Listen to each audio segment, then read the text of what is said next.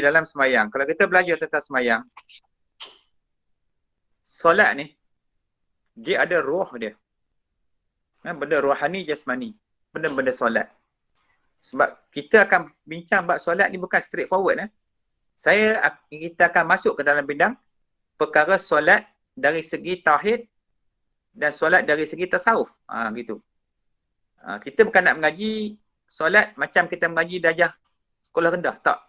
Tapi yang kita nak belajar ni, solat dari sudut tauhid. Macam mana position kita ketika kita sedang di dalam berdiri dalam solat.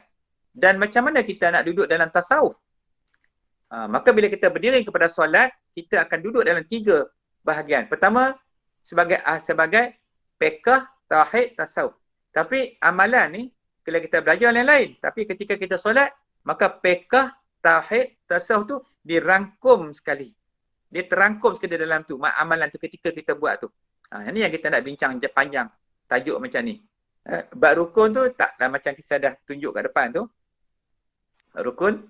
Sebab itulah dia benda rohani. Dia benda rohani.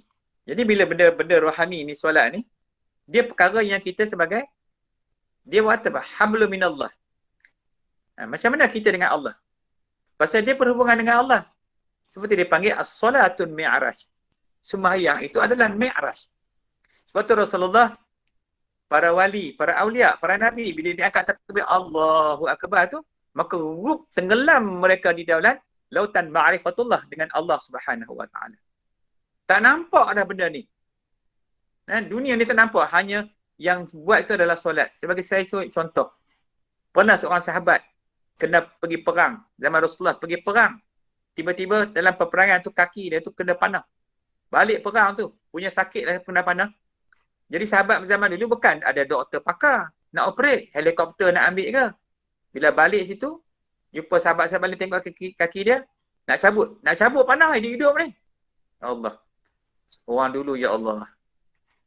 Dia kata nanti dulu.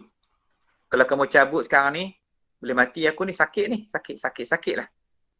Tunggu sehingga aku angkat takbir. Tunggu sehingga aku angkat takbir. Saya tak ingat sahabat mana. Dia pun angkat takbir, solat. Allahu Akbar. Dia Allahu Akbar je, tangan dia pun kiam. Sahabat pun rentak cabut anak panah dari belakang. Perut. Maka saya betih dia kena panah. Dia semayang sampai habis. Ada kisah orang lain pula, para wali lain pun ada cerita banyak tentang solat. Bangunan runtuh dia tak sedar. Pasal apa? Solat mereka itu mi'raj. Solat mereka itu mi'raj. Maknanya mi'raj ni, bila dia angkat takbir tu, roh dia itu berjalan jauh duduk di hadapan Allah Subhanahu Wa Taala. Tak duduk kat sini lagi.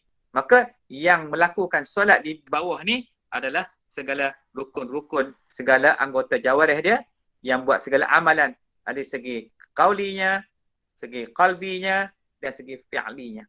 So bila kita mengaji nanti bab rukun ni, kita akan bertemu dengan perkataan rukun qauli, rukun qalbi, rukun fi'li. Qauli itu tentang apa dia tu? Tentang bacaan. Qalbi itu tentang hati dan fi'li itu tentang apa ni? Tentang perbuatan dia. So jadi di dalam amalan tu pula nanti dia ada banyak lagi perkara yang kita akan bertemu ketika itu, iaitu tentang takluk dia. Kalau kita lihat takluk dia. Kalau kita katakan rukun, contoh dia rukun fi'li kita ambil. Pertama sekali rukun qalbi dah senang.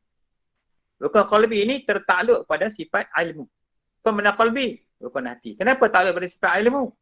Sebab Allah Maha mengetahui contoh. Dan rukun qauli pula tak tertakluk kepada sifat samak. Rukun qauli. Qauli ni rukun lisan. Maknanya tertakluk pada sifat samak. Kenapa sifat samak? Kerana Allah Maha mendengar. Maka kena baca elok-elok.